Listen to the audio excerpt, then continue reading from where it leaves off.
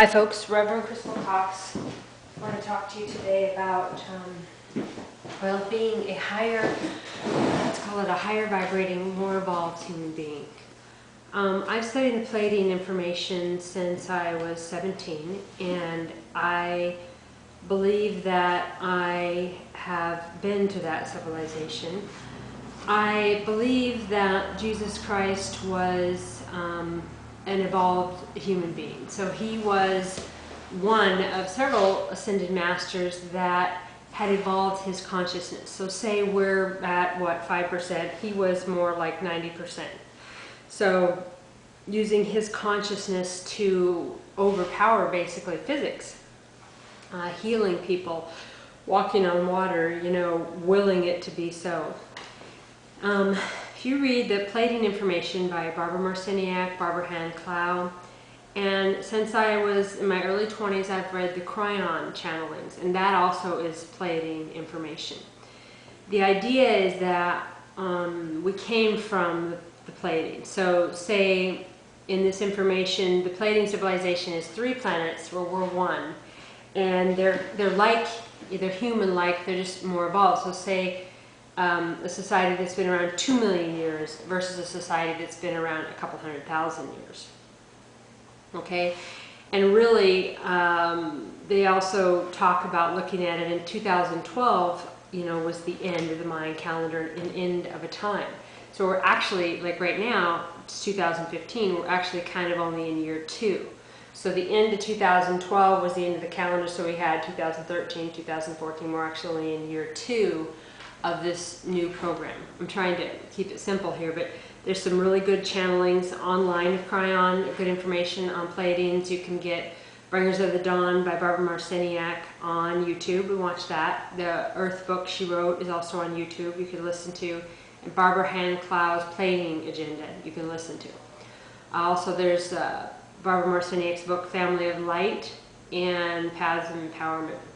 Now, basically, you don't, of course, have to know this stuff, but for those of you who feel like you don't fit in and you're really alone and you're starting to awaken, that's what happens, right? You awaken to a different truth, a different reality, and you're alone. It's like you kind of long for like a Pleiadian or a Lemurian lounge on every corner where you can go and talk to people of like mind, because you don't relate to, humans. You don't relate to their involvement or what they're interested in or what they're doing, because you kind of came here to do something else.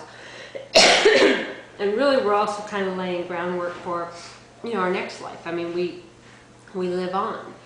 And back to the Jesus Christ thing, a lot of Christians just are really into worshiping him as God. Thing is, civilization, human beings, other planets, planes, certainly, were all happening before Christ came to earth. Okay, so Jesus Christ reportedly said, I am the Son of God, and so are you. Okay, all of you are sons and daughters of God. Okay, you all have the same capability to be like Jesus. It's not about worshiping Jesus, it's about being like Jesus and aspiring to that consciousness. And Earth is kind of barbaric, Those of us who have never really understood war or understood any of it, it's like you landed in some movie or some, parody, some comedy of like, really? And like the bloodshed isn't real or what's going on. It's like, it makes no sense at all. The money system here, the power system, the religion, the war here on Earth is barbaric. It's horrific. They poison their air, they poison their water. I don't relate to it. I've never related to it. And so the Pleiadians talk about, they used to be that way too in their first 10,000 years or whatever. So basically, you evolve to more peaceful, loving society. And peace and love then becomes, of course, addicted, and it feels good to be that way. And you can manifest things on that level, and we don't need to terrorize and control and manipulate and war and killing and fake killings and all these false flags that the government, I guess, I don't even know what is the government. There's the government, the government's government. There's the army and the army's army. Okay, there's healing yourself of something, or there's the FDA says no. They come in and take your children and make them have chemo. It's just It makes no sense. And the only thing to do is to just, walk your truth. What's the worst thing that can happen? You die and then you come back and you do it again. Okay, there's a lot of information on, let's call it Lemurian seeds, Pleiadian seeds. A lot of people call themselves star seeds, where they just, they kind of come here and they're just placeholders. But I personally believe I am from the Pleiadians. I've always related to that information. And so it's a lonely place to be. But even if you only reach one person on, empowering them a little bit, like you plant some sort of seed of light in them at one point during your whole, whether you live to be 40, 50, 100, 200 years old here on Earth. I don't know the advances of, we should be able to live a lot longer than we do. If they would let us use the medicinal cures that are here and the power of our mind, but, the powers that be, no, controlling you.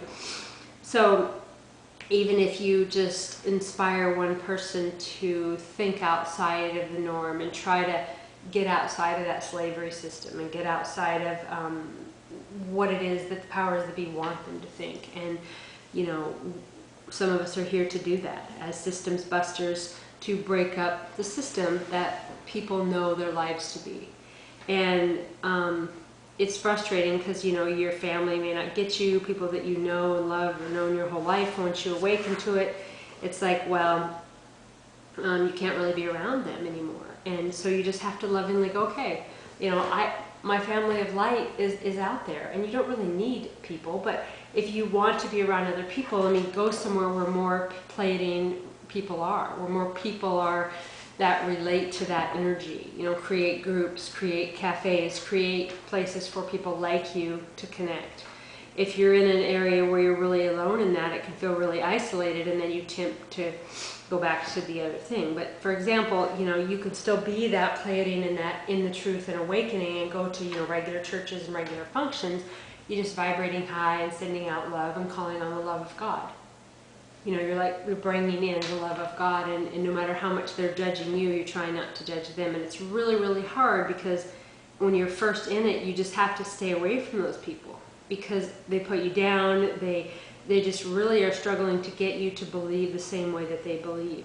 And they desperately need that. And it's that same theory of, if you succeed, you get a business, you get something going where you're making more money, or you're more successful than people in your life, and they try to tear you down and slam you and knock you and take you down.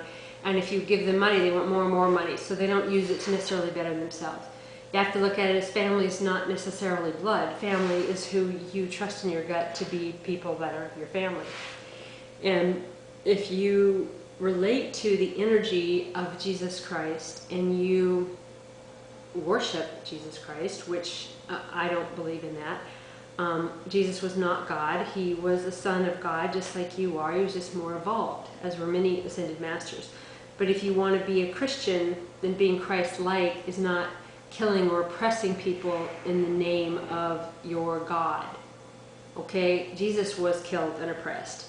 It is not about judging people. It's not about stoning people. It's not about creating victims. It's about healing people, blowing the whistle on corruption, exposing bad things, being a whistleblower about bad things that are happening to people everywhere, and doing it fearlessly, even to the point of he was killed for it, allegedly.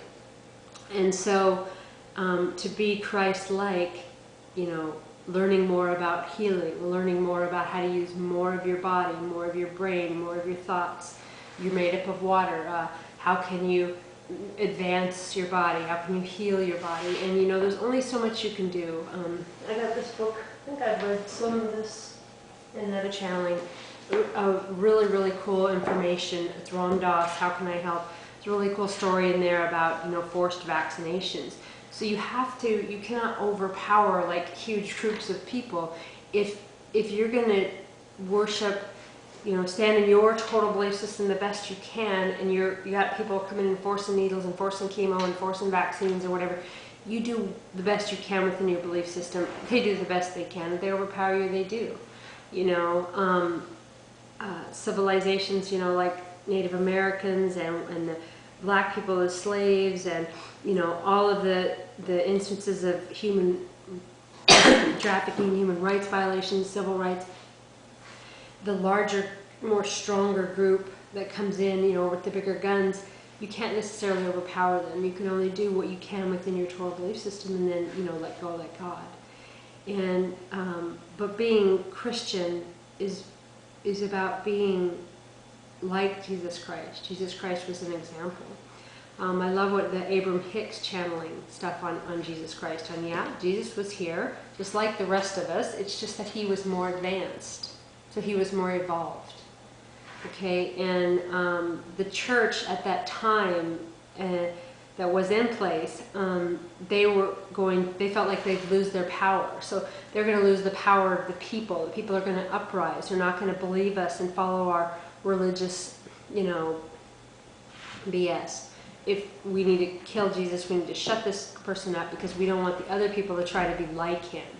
So then when he was killed, then it's like everybody, you know, oh, we're going to worship him, he died for us, and blah, blah, blah. When really, the point is to give you an example to be like him, every one of you. But then society, kind of as a whole, went back to sleep, and then the church took control again. Okay, and so I'm not saying don't worship Jesus, worship who you want. I'm just saying to be a Christian is to be Christ-like and studying all the attributes that Jesus was. Anyway, thanks for listening, and God bless you all.